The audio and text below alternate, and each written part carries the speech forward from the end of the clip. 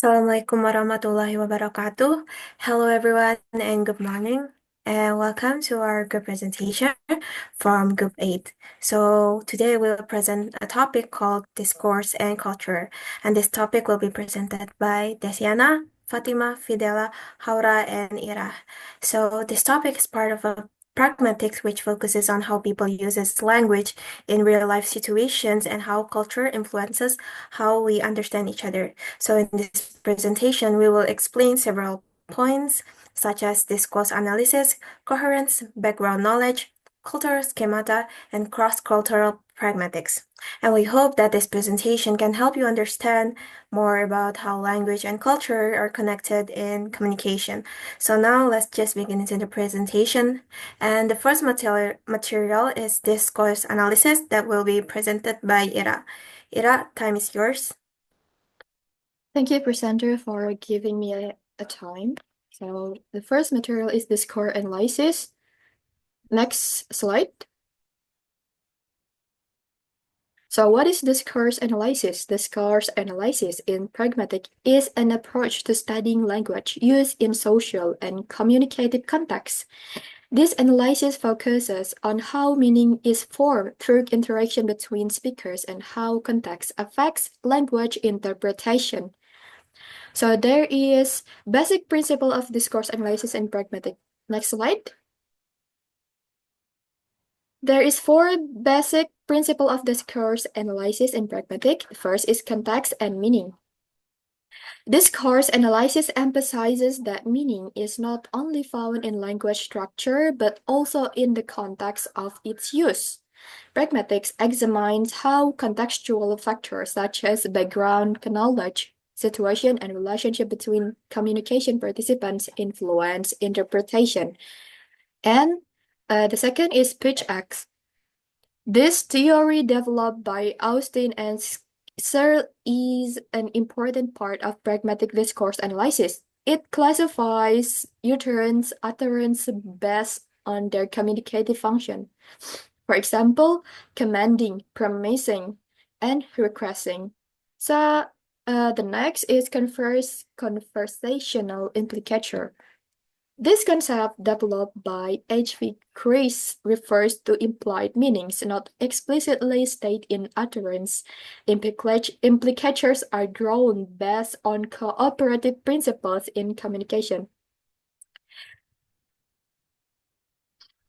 It refers to the process by which a speaker implies and a listener infers meaning that is not explicitly stated in what is said. And the last one is politeness principle. How people use language to maintain harmonious social relationship while accomplishing their communicative goals. Analysis of how speakers maintain face in social interaction developed by researchers such as Brown and Levinson. So the next slide. For the example, have you eaten yet? I just came from the cafeteria. For the analysis, literally B does not answer A's question with yes or no. However, in pragmatics, B's answer contain a conversational implicator that B has eaten because they just came from the cafeteria. And B answer relies on shared knowledge that people usually go to cafeterias to eat. Rice's maxim of relevance operates here, where B provides relevant information even if not direct. So that's all from me. Let's go to the next material. Thank you.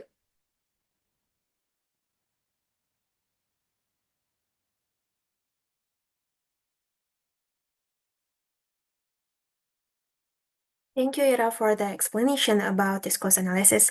And then the next material is coherence that will be explained by Desi. Okay, thank you for moderator. So I'm going to explain to you one of the material. So it's coherence. And so next slide. So start with the definition. Coherence refers to the logical connection and overall sense of unity in spoken or written communication. It ensures the ideas flow smoothly and that a text or discourse makes sense based on the audience knowledge and expectation. So the coherence means how well the ideas in our communication are connected and make sense together. It's about making sure that our message flows smoothly from one point to the next and that it can be easily understood by the listener or reader. Even if the grammar is perfect, a message can still be confusing if the ideas are not connected clearly. That's why coherence is very important. Next slide. There are five key aspects of the coherence. The first is logical organization. Idea must be arranged in a clear and structured manner. Second, consistency of ideas. Sentences and paragraphs should be connected by a common theme or purpose. Third, use of transitional devices. Words like therefore, however, and in addition help link sentences and maintain a logical flow. Fourth, readers' background knowledge. Coherence is based on the audience familiarity with the subject. And the last, implicit connections. Readers or listeners often fill in missing information based on their knowledge and experience.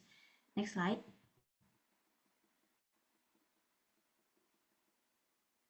So this is the first example. Different meanings based on culture. So there are two phrases. There are plant cell and great cell. Even though these two phrases look similar, but they mean different things. Plant sale means people are selling plants. Meanwhile, garage sale doesn't mean people are selling garages. It means they are selling old household items for their garage. So even though both phrases have a similar structure, they don't mean the same thing. The listener's background knowledge helps them understand the correct meaning. Next slide. And the second example, as familiar information can be misleading. So for the example of this question, how many animals of each type did Moses take on the ark? So the common answer must be two, but actually it was Noah, not Moses, who took animals on the ark. So most people don't notice the mistake in the question because they associate the story of the ark with taking animals in pairs.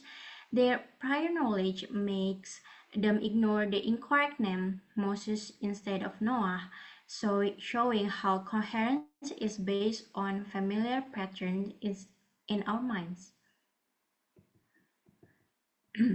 And then coherence also help guessing missing details. For the example, a motor vehicle accident was reported in front of Kennedy Theater involving a male and a female. So we naturally assume that the male and female were in the accident, even though the sentence doesn't say so directly. So coherent connections, our brains fill in missing details to maintain logical meaning and flow. Next.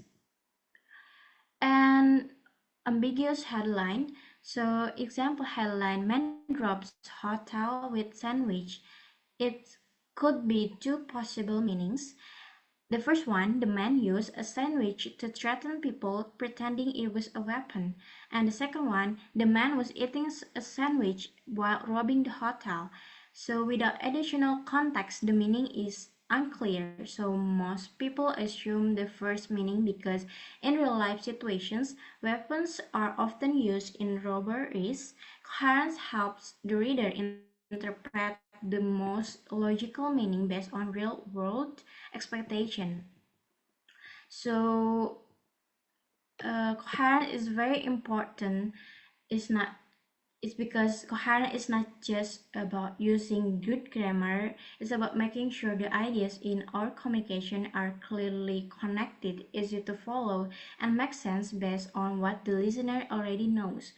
So, whether we're writing an essay, telling a story, or having a conversation, coherence helps others understand our message the way we intend. So, I think it's enough for me. I give it back to moderator. Okay, thank you, Desi, for the explanation about coherence. And let's just get straight into the next material, which is background knowledge. This material will be explained by myself. So, understanding background knowledge is important because when we read, listen, or observe something, we often understand more than what is explicitly stated. This is because our brain relies on background knowledge or pre-existing mental structure that help us interpret new situation efficiently. So without this, communication would require excessive explanation and slowing down interaction. And to understand how background knowledge works, we focus on three main concepts, which is schema, frames, and scripts. So the first one is schema. Schema is a mental structure that helps us categorize and interpret information based on past experience. So it allows us to predict and fill in missing details. And for example, if someone says, I adopted a dog, and you immediately imagine a animal that barks and needs to be walked and fed. And these details don't need to be explicitly stated because your dog schema fills in all the details or the gaps. And schemas are useful for making sense of the what, but they can also lead to biases when they are too rigid or based on stereotypes. Like if someone associates scientists with men in lab coats, and they might overlook women or scientists in other settings. And expanding schemas through experience helps us avoid such limitation. And then the next one is about frames. Next slide, please. So a frame is a schema that is widely shared within a particular social or cultural group. It provides a common structure for understanding concept and situation. And for another example, an advertisement goes like apartment for rent $500, 7636683. So even though it doesn't mention any specific details, you assume that the apartment has a kitchen, a bathroom, and a bedroom because of your apartment frame. And you also assume that the rent is per month, not per week or per year, because that is usually the typical pricing structure in our culture. However, in some countries, rent is usually listed per week, or someone from that such background might misinterpret the ad and expecting a much lower price than intended. And this shows how frames are shaped by cultural context and how misunderstanding can arise when different frames are applied. And then the next one is about script. So, next slide. A script is a mental structure that outlines the expected sequence of events in a familiar situation. So it helps us anticipate what will happen next without needing every detail explained. For example, if someone says, I went grocery shopping but couldn't find a basket, so I looked like a juggler at the checkout. And even though they don't specify they are picking items, they are waiting in line, and we assume that this action happened because they are part of the grocery shopping script. And other example is like when you are dining at the restaurant, you usually get seated, look at the menu, order food, and then pay the bill. When a script is disrupted, like walking into the restaurant with no one greeting you, it can create a confusion. And script allow for efficient communication but can also lead to misunderstanding if someone's expectations differ. And why is background knowledge is important? Because it's faster for communication. And we don't need to explain everything because people can infer the missing detail by themselves. And also, it can avoid misunderstandings because different cultures have different frames, scripts, which can lead to confusion. Therefore, knowing the background knowledge is pretty important. And I think that's it. That's all from me about background knowledge. And then let's just go to the next material that will be explained by Fidel, which is about cultural schemata. Okay, thank you for the opportunity, moderator. So this is my material. This is about cultural schemata. So basically, what is cultural schemata? So it is the way we understand the world based on our culture where we grow up, that everyone has their own way of thinking, and this is created by their culture. It comes from our experience and also daily habits in the culture, basically. So, for examples of cultural schemata, in the restaurants, in some places, restaurants have tables and also have trays, right? But in other cultures, people sit on the floor with cushions. So just people sit on the floor and having some their meal and just enjoying their meal. So for the next is holidays.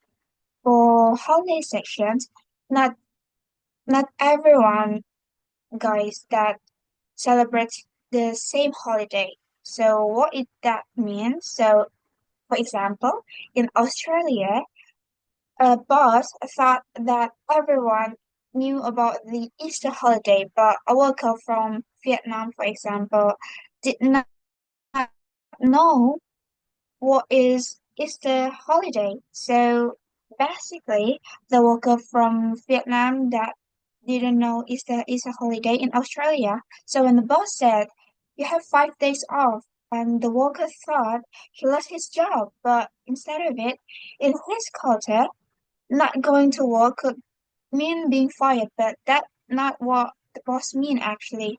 So for the next is how cultural schemata affect daily life. So how cultural schemata affect daily life? Cultural schemata can cause misunderstanding because if we think everyone sees the world like we do, the world like we do think about like we how our perspective about the world, problems can happen. Like the story in the Australian factory that the Vietnamese worker got scared for no reason, just because of different way of understanding. Because everyone with different culture have a different perspective. So that's actually the point, the whole point of cultural schemata. So how to avoid the misunderstanding? So how the way to avoid the misunderstanding is first understand the people that people have different culture. So don't expect everyone to have the same experiences as you because people have different way of life, people have different experiences, people have different perspective of what they see of the world itself. And then the second one, explain your meaning clearly. So what is that mean? Explain things clearly. Do not assume people understand that the things that we want to say. So don't assume people to understand it about it. Say things in a clear and just a simple way. Don't be too complicated. And the last one is be open to other ways of thinking and doing. So be open to other cultures. People from different places may think that we think differently. People from different places may think that things that we think it's fine, it's not fine for them. So, and that's okay. Just be gentle for the different culture.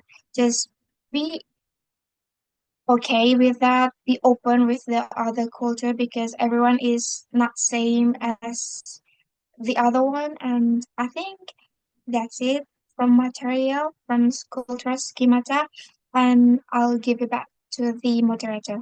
Thank you. Thank you, Fidela, for the explanation about the material cultural schemata. And then the next material, we'll be talking about cross-cultural pragmatics that will be explained by Haura. Haura, time is yours. Okay, thank you to the opportunity. Last material is cross-cultural pragmatics. Next slide, please. What is cross-cultural pragmatics? Cross-cultural pragmatics is the study of how meaning in communication is understood differently across various cultures. Each culture has its own rules and customs in speaking, which influence how a person delivers and receives message. These differences can lead to misunderstanding if not properly understood. To make cross-cultural communication more effective, there are several important aspects to consider. The first one is communication style. Western cultures, such as the United States, tend to be direct and to the point. In contrast, Asian cultures, such as Indonesian and Japan, are generally more indirect. For example, Indonesians often use phrases like "I will try first" as a polite way to decline, while Americans are more accustomed to straightforward response like "I cannot." If not understood properly, this difference can lead to misunderstanding. Next slide, please. And the second, cooperative principle and conversational maxim. In Anglo-American culture, being honest and direct is generally valued in conversation. However, in culture like Chinese culture, maintaining harmony is often considered more important than stating the truth directly. So, communication tends to be more diplomatic. And the third, silent in conversation. Western culture often views smooth and uninterrupted conversation as ideal. In contrast, culture like Japanese and Finnish see silence as a sign of respect or a moment for reflection before speaking. Even English speakers communicate with someone from a culture that values silence more. They may feel awkward or interpret the silence as a look of interest. The next slide. The fourth, speech act and compliment. In American culture, giving compliment is common and seen as something positive.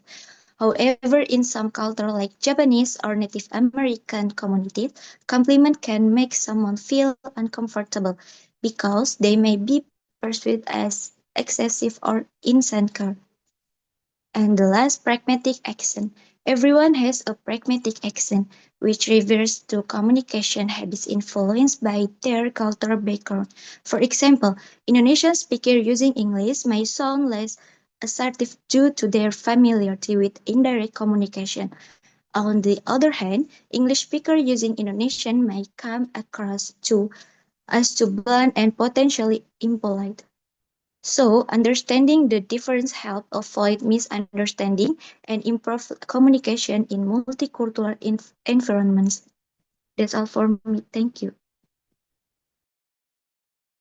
Okay, thank you, Haura, for presenting the last material about cross-cultural pragmatics. And so we can conclude that we've learned that communication is not the only way about what we say, but also about context, shared knowledge, and culture. And understanding these aspects helps us communicate better, especially with people from different backgrounds.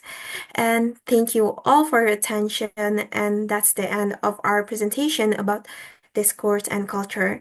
And if you have any question or would like to add something, feel free to do so now. And once again, thank you very much. Wassalamualaikum warahmatullahi wabarakatuh.